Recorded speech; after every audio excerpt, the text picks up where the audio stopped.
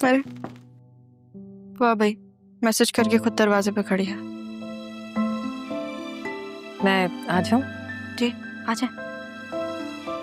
ये मैं आपके लिए लाई हूं। Thank you.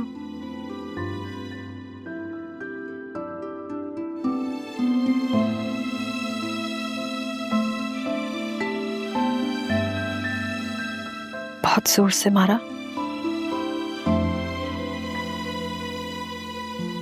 ऐसे पता नहीं कितने थप्पड़ खा चुकी हूँ मैं, ये सोच के कि अगर मेरी माँ होती तो शायद वो भी ऐसी होती। कोई बात नहीं, वो तो तुम्हें कभी भूल से भी ना मारती। आप जानती हो उन्हें? नहीं नहीं, वो दरअसल आप बहुत प्यारी है ना।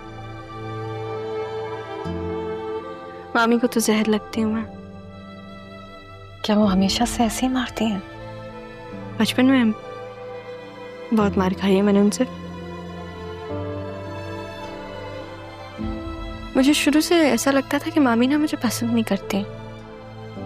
पता नहीं, शायद मेरी वजह से, अब आई डोंट नो।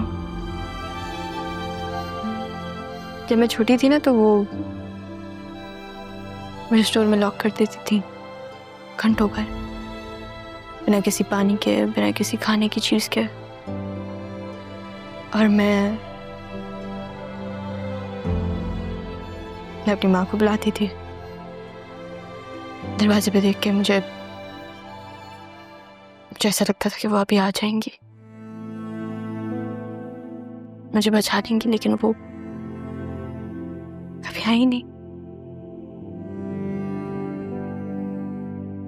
एक दिन तो हुआ था कि मामी ने स्टोर में लॉक करके मुझे भूल गई थी। तो जब मामा जान और नाना जान आए तो वह इतना रोई, घंटों भर वहां थी, और मैं अपनी माँ को बुला रही थी और वो नहीं आई। उसके बाद मैंने उनको नहीं बुलाया। जब किसी ने आना ही नहीं तो मैं क्यों बुलाऊं? उस दिन मुझे यकीन हो गया था कि वो कभी नहीं आएंगी, कभी मेरी मदद नहीं करेंगी।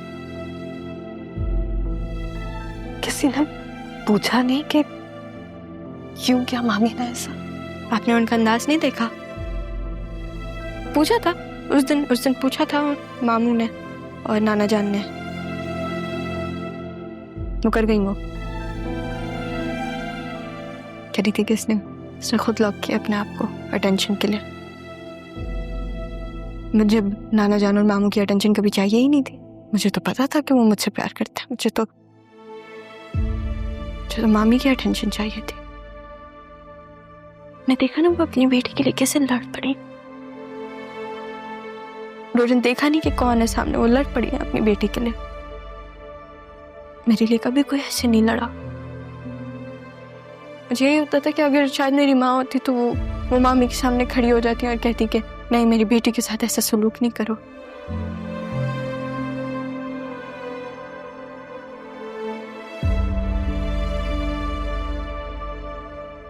आपको आपकी बेटी की याद आ रही है? आप बताएं मुझे, कहाँ है वो और कैसी है? बिल्कुल आप जैसी हैं? सवाल पूछूं आपसे? 100 पूछो। आप तो मुझे काफी एजुकेटेड लग रही हैं। आप में और ज़ैनबी में बहुत फर्क है। मेरा मतलब कि आप लोग जैसे बात करते हैं, जैसे उठते बैठते हैं, उसमें बहुत फर्क है। वो ज़ैनब को पढ़ने लिखने का ज्यादा शौक नहीं था ना। हालांकि उसने भी ग्रेजुएशन की हुई है, कभी बताया नहीं उसने। नहीं, ज़ैनबी ने तो मुझे कभी भी नहीं बताया। तभी मैं कहूँ ज़ैनबी में इतना रख रखाव कैसे है? तालीम आपको दुनिया के बारे में बताती है, और शऊर आपको दुनिया में रहने का तरीका बताता है। मेरी बहन ज़ैनब बहुत प्यार करने वाली है, बहुत ख्याल रखा है ना उसने आपका। बहुत। उन्होंने ही तो पाला है मुझे।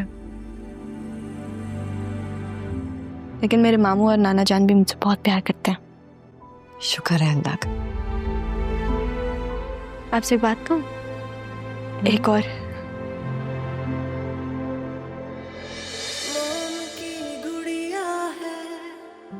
जालिम ज़माना हर एक निकला है। Thank you. वो किस लिए? मैंने कभी भी इस बारे में किसी से बात नहीं की, बतूल से भी नहीं, अपनी किसी दोस्त से भी नहीं। आज मेरा दिल हल्का हो गया। मैं आपको अपना दोस्त समझ लूं?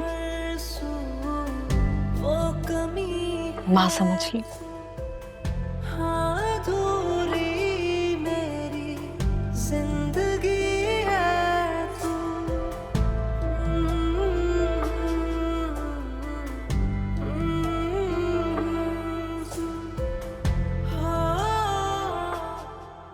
अब जरा आंखें खुली रखना, पहले की तरह कोई बेवकूफी नहीं करना।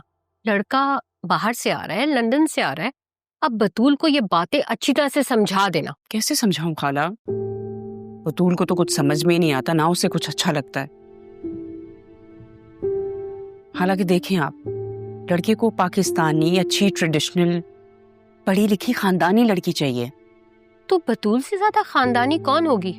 मैं चाहती हूँ कि इस पे सिर्फ बतूल का हक होना चाहिए। एग्जैक्टली। और तुम बतूल को ये क्यों नहीं करती कि लंदन सेटल कर दो?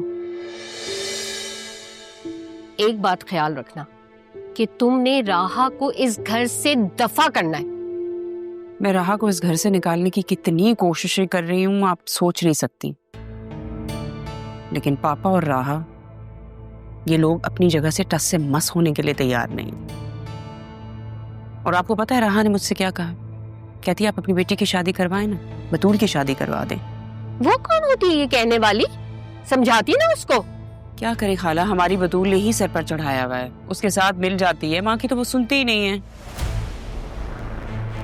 ऐसे एक बात बोलूं कसम से, अगर राहा इस घर से दफा हो जाए ना तो मेरी जिंदगी सुकून में आ जाएगी। खास तौर पे मेरी बेटी के सर पे जो भूत है ना राहा का, ये उतरेगा।